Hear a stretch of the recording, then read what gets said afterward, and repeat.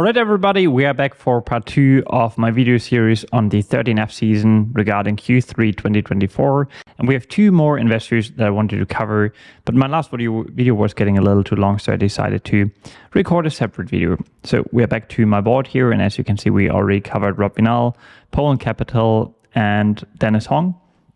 And we have 2 more investors to look at today. Let's just jump right into it.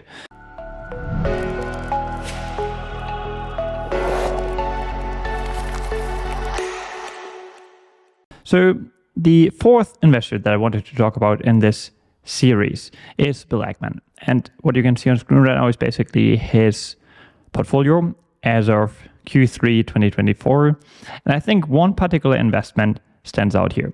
Can you guess it? Well, it's Nike and the fact that Ackman significantly increased his Nike position. I think in Q3 he already revealed that he was buying Nike. I think back then he made it like a 2% position. And he now increased that position, as I said, significantly. And Nike now is the 6th largest holding. I think Universal Music is actually not tracked by Data Roma, so it might be his 7th largest position. But as of today, if we only look at the US equities, Nike represents a portfolio weight of around 11%, which is definitely a big bet to make for any investors, and even for an investor like Bill Ackman, who likes to run a very concentrated portfolio. So what do I think of that investment? Oh, by the way, here you can see that he started, and this confirms what I remembered, that he started buying Nike in Q2 and made it a 2% position back then, and now significantly increased that holding. So what do I think of that investment? Well, if we just look at the stock performance of Nike, we can see that the stock has been doing pretty terribly over the last 12 months. So over the last year, the stock is down by around 30%. It was down more actually throughout the year, and in Q3 in particular. And obviously, sometimes this may lead to interesting entry opportunities. Is this the case with regard to Nike? I have my doubts, quite frankly, but I've prepared a couple of charts, first of all, that should walk you through my thinking. So what you can see on screen right now is basically the valuation multiple that Nike is trading at the moment and over time. So what you can see here is the price to earnings multiple, the EV to EBIT multiple, and the price to free cash flow multiple. And as the stock price has come down, obviously the valuation multiple that Nike is trading at has also declined. So as of the time I'm recording this video, we are basically looking at a free cash flow multiple of around 15, an operating income multiple of around 18, and a price to earnings multiple of slightly above 20, which, depending on the quality of the stock you want to own, and obviously the expected future growth, also the certainty you have in that growth, may be a fair multiple a company may trade at. For some companies, obviously, it will also be a cheap multiple.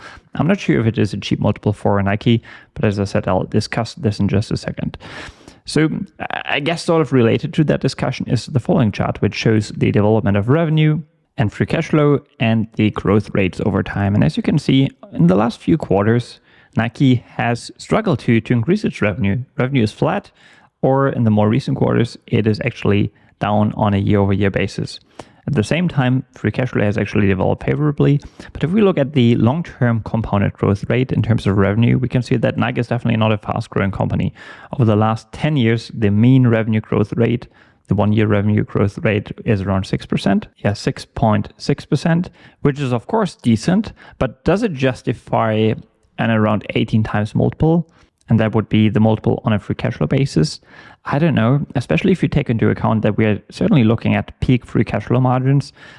To be fair, I haven't done a deep dive on Nike itself more recently, so I don't know whether that free cash flow margin can be sustained. But my hunch would be that Nike's business hasn't fundamentally changed. In fact, it might have become a worse business over the last 2 to 3 years, ever since the pandemic. So I don't really think that the free cash flow margin here is sustainable for Nike, which would mean that the current multiple is actually sort of artificially depressed, and that the actual price you would have to pay for free cash flow for Nike on a normalized free cash flow basis would actually be higher. So if you combine that, so the fact that we are probably looking at a like mid-20s free cash flow multiple, with the fact that ever since the pandemic and Nike going all in into their direct-to-consumer ambitions, which has led to other competitors catching up, taking away shelf space, which Nike basically offered them. I don't know. I think the business Nike's operating in, so shoes, apparel, sportswear, is definitely incredibly intense. And two names that I'm aware of have definitely taken away market share over the last couple of years, in fact. So those two would be On, which is probably best known for Roger Federer owning a significant stake in that company. As you can see, revenue has grown from around 250 million in 2019 to more than, probably around 1.7 billion in 2023. And the growth rate is, of course, fantastic as well. This company has been growing at a very fast clip. And so it has another company that you might be familiar with. This company is called Hawker. It's not the company, it's actually the brand, which is owned by Deckers Outdoor. So that would be the holding company. And as the guys from FinChat shared here over on X, Hawker, in fact, was able to increase its last 12-month revenues to more than 2 billion over, the last 12 months, which represents a 20-fold increase from 2017. So just like On, this company has been growing like wheat, which I would argue is certainly to the detriment of Nike. So considering all of this, I don't think Nike's brand is going to go away. Nike will always be, or at least for the foreseeable future, be the leading brand in sports and sportswear. However, the growth potential for Nike is obviously limited just because Nike is already such a massive company. And I wouldn't really want to bet on top line growth, so revenue growth exceeding double digits. So I would assume that probably over the next 10 years or so, Nike can grow at a similar rate it did in the past, 7%, mainly through pricing power, maybe adding a few more categories to their already very broad product offering. But maybe on a per share basis, if you take buybacks into account, Nike will be able to grow at a faster clip. So if you are a Nike shareholder right now, I think you should actually root for the share price to remain depressed, because if Nike, and I'm not entirely sure about the capital allocation skills of Nike's management, but if management is able to repurchase a good amount of shares over time at attractive valuations, well, then you might end up with a double-digit per share profit growth, which will lead to a satisfying outcome, but then again, not really mind-blowing Warren Buffett-like returns. And this is a sort of sentiment that Andrew, as you know, I like to share some screenshots from our interactions privately in this video, a sentiment that he shares as well. So he wrote, "I was thinking about it, but I don't know. The free cash flow yield is attractive, but the earnings don't look too wonky, and the multiple isn't super attractive to me. And it's not like I think it's a business that has its best days ahead of it. So I might, but I'd probably want it cheaper anyway. I'd need it at a quote-unquote valuation play multiple. Not sure I'd have the conviction to hold this one as a compounder. So when forward PE gets down to a mid-teens multiple, I'd probably take a swing, easy enough to know the strength of the brand at that point, and wouldn't require too much footwork to make that investment decision.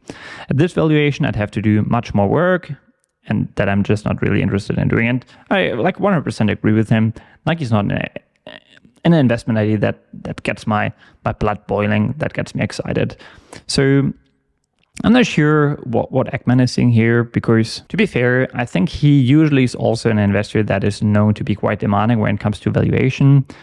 As I said, it's not like Nike's trading at elevated levels here right now. It's probably a safe bet to end up with a return of around 10%. Can it do better? Certainly. Is this a likely outcome?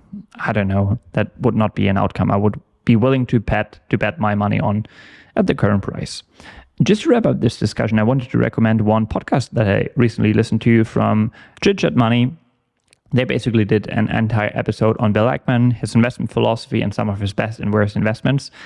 And sort of my takeaway from it is that Bill Ackman might be a worse investor than I thought, because if you take into account his track record at the fund he was running prior to running Pershing Capital, I think they said that Ackman just barely, or maybe not even, outperformed the market. And obviously, this is what I noted down here. Ackman has some fantastic bets, like buying Chipotle during their food crisis, then obviously the COVID-19 market hedge, which was like a 100x return in a very relatively short period of time. But then he also made some investments that are quite questionable. or maybe I should say some questionable investment decisions, like buying Netflix, but then dropping it after the stock basically dropped. I don't know, that certainly was a mistake with the benefit of hindsight. I was actually holding Netflix back then, and I didn't really understand his rationale, to be honest. And there were a few other bets like Herbalife and Valiant certainly come to mind that are definitely questionable and that definitely have harmed his reputation. Okay, with that being said, let's move on to the next and final investor. This investor is Pat Dorsey, who is known for developing a framework on competitive advantages, on moats. And basically what you can see here is similar to, or I would say we can definitely recognize a pattern here that many of the super investors that I looked into are sort of leaning towards selling or trimming some of their positions. So Pat Dorsey here also reduced his stake in many of his highest weighted companies in his portfolio, maybe not significantly, only around 3% each, but still it gives you a hunch that the super investors probably do think that the market conditions right now are a little elevated, a little too euphoric, and it's maybe not going to be a bad decision to take some chips off the table. But as you can see, and that's the one decision I wanted to talk about in this video, he also bought one new position, and again, he made it, just like Ackman, a 10% position right away. And this company is AppLovin. And quite frankly, I don't know a whole lot about this company, so I wanted to show you a couple of things here because I think this is probably a fantastic business. I might be starting to research that business. However, what is holding me back right now is that the stock price has really shot up over the last couple of weeks, and we're probably not looking at an attractive investment here anymore, considering the price action.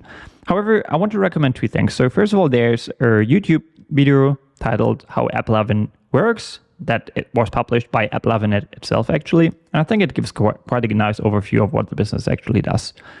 I also included one screenshot here from Ticker that describes what AppLovin is doing, basically in one paragraph. And they write, AppLovin engages in building a software-based platform for advertising to enhance the marketing and monetization of their content in the United States and internationally.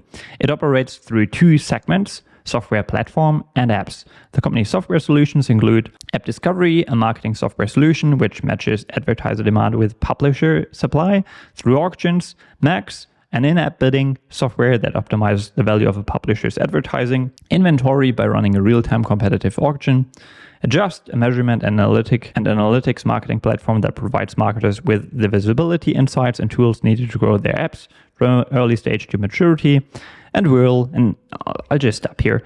I did listen to one podcast episode that I actually wanted to recommend to you that was shared by Mostly Borrowed Ideas, and that was published by Eric Seufert. And in it, he I would say for the most part of that episode, he's actually discussing the digital advertising economy more broadly or in general, and is highlighting why some businesses are actually able to quite literally print money by advertising digitally. So basically they are able to earn such high returns on their return on investment, so their return on advertised spend, ROAS, that they are able to plow back the earnings generated by these investments right into the ad cycle, so to speak, that they can basically continue this process almost indefinitely. Obviously, this isn't true for all businesses, especially if you take into account the scale the business is operating at, but especially for smaller businesses, companies like Meta Platforms, but also the solutions provided by AppLovin allow some companies to earn returns that you could not return in public equity markets, for example. But then in this episode, and this is why I wanted to recommend it to you, he's of course also talking about AppLovin. I think he's giving quite a good overview of what the business is doing, what it is offering to customers. And if you're interested in this idea that Pat Dorsey discovered, well, go and check out this episode. All right, I have a few more charts here on AppLovin that just show that we are probably looking at a really great company. So this one shows the development of revenue over time. And as you can see, AppLovin also was able to grow its revenue from around 250-ish, maybe 300 million back in 2020 to more than 1.2 billion as of the most recent quarter. And this might actually be just quarterly revenue. Let me have a look. Yeah, that's the revenue on a quarterly basis, actually. And then free cash flow is also standing at a whopping 550 million as of the most recent quarter, representing a free cash flow margin of around 40%, which is insanely high. So certainly indicative that we are looking at a super high quality company. All of this is great, and I would be excited to learn more about AppLovin. I'm definitely familiar with the advertising space in general, especially due to my investment in Meta platforms, and I think it's an above average industry. However, if we look at the valuation multiple this company is trading at, we definitely see that we are looking at quite an optically expensive price that doesn't overly excite me. Yeah, and as this chart here shows, basically over the last couple of weeks, the price of AppLovin has, I don't know, increased dramatically from less than 100 to more than 300 or around 300 as of today. I would actually have to check what the stock price is today as of November 19th. All right, that should be it for today. Let me know how you like these types of videos, a discussion of the holdings of Superinvestors. I'm definitely down for recording more of these videos in future quarters. Yeah, and that's it. Talk to you soon. Bye.